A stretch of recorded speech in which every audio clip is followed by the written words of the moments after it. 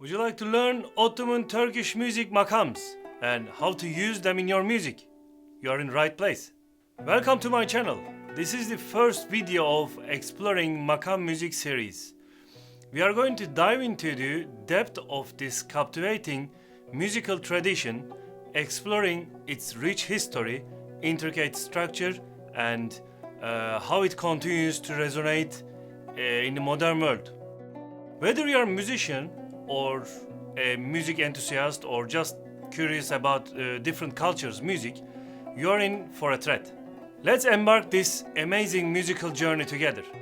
Makam music is a complex system of melody types that forms the backbone of Ottoman, Turkish classical and folk music, as well as the music of several other Middle Eastern and Eastern Mediterranean cultures. But what exactly is the makam? Let's break it down together.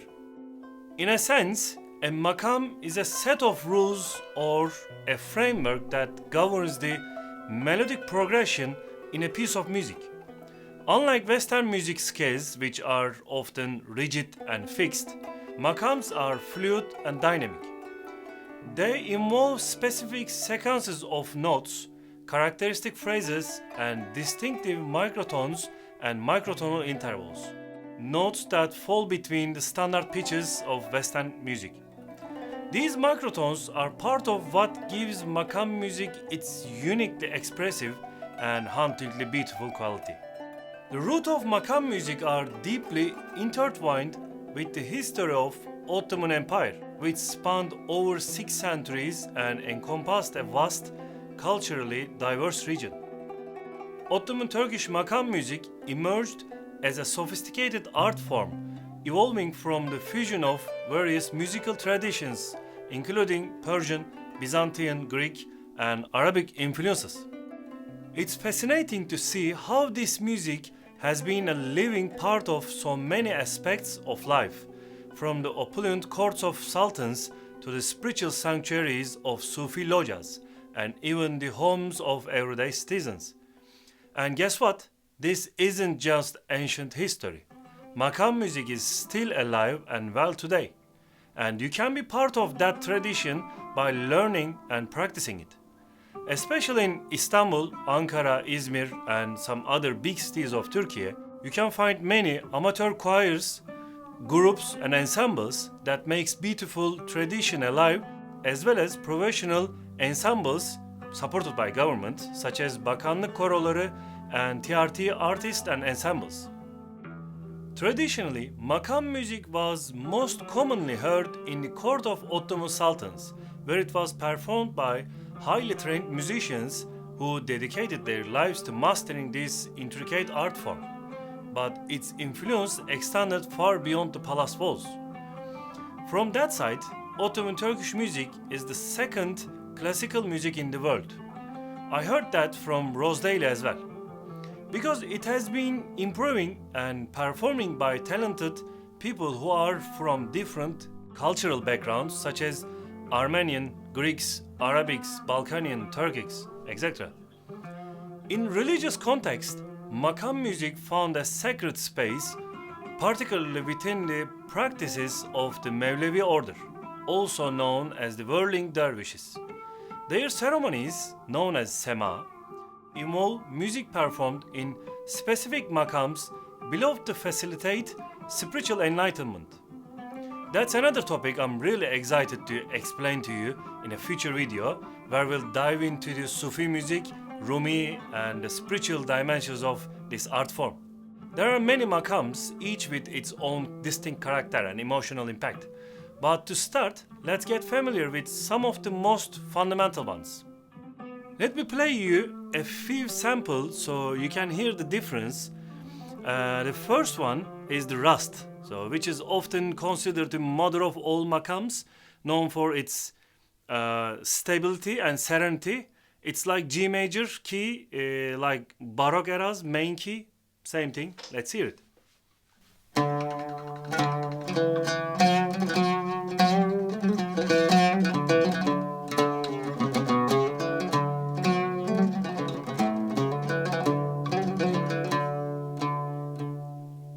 That's Rast.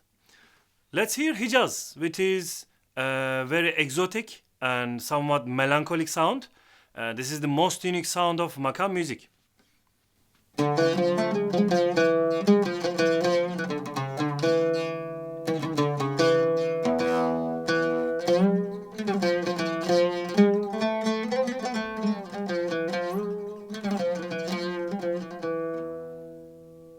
That's Hijaz.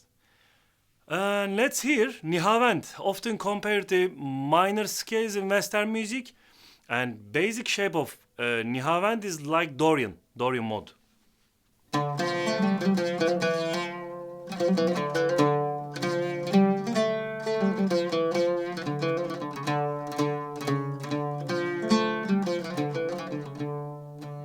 So that's Nihavend. And let's hear very unique, one of the another unique makam, Uşak, which means lover's makam. As you can understand from the name, it's associated with soft and romantic character. And it has a specific fret, which is B 2 comma flat. It's approximately 32-36 cents lower, flatter than natural.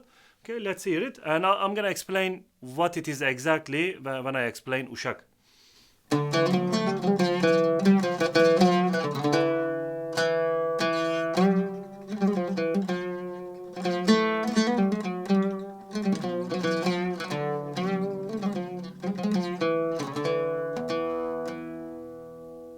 So that's Uşak. And lastly, let's hear Hüseyni, known for its emotional depth. Also in Turkey, we image as a village in valley and like green hills, trees, bees, sheep, etc. Like it sounds like nature for us. So let me sample it. Probably you can hear that.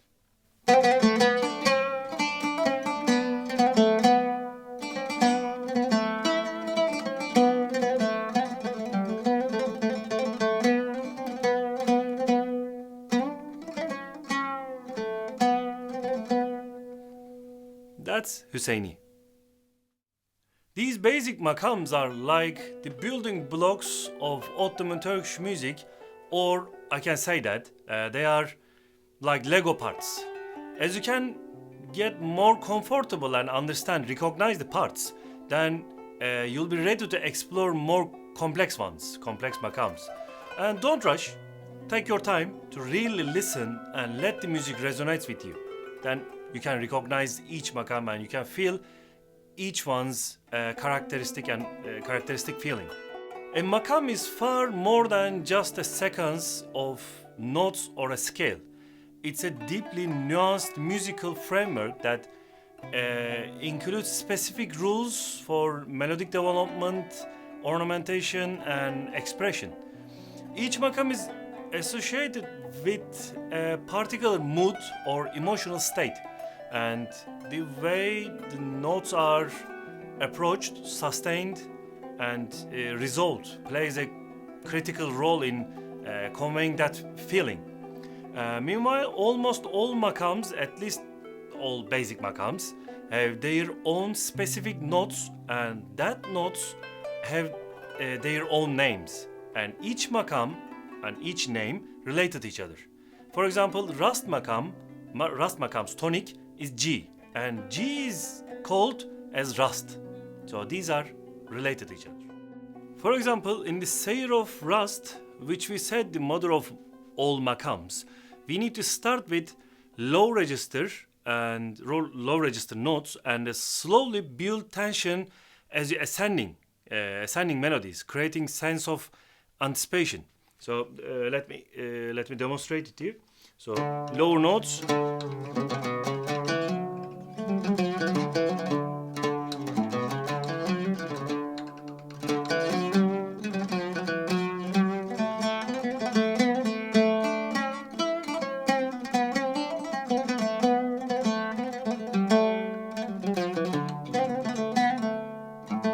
So I come to fifth degree, which is called Panchkah.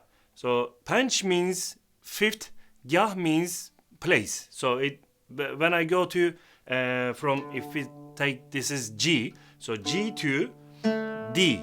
So fifth degree, and it's called pençka in Rust fret system.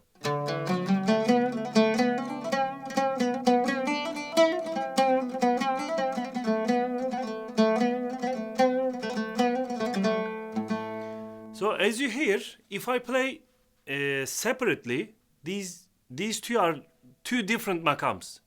But when I play after by after, so bring them together, play first Rust, then go to pençka, play pençka, then come back to Rust, I already have Rust terkip. Terkip means structure. I'll explain them one by one.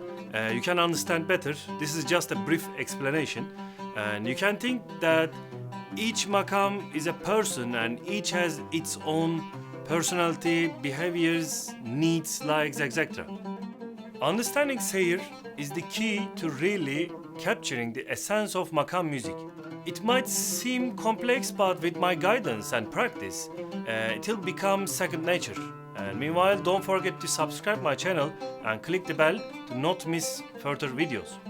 Remember, this isn't just about playing the right notes, it's about telling a story by using these makams and microtones.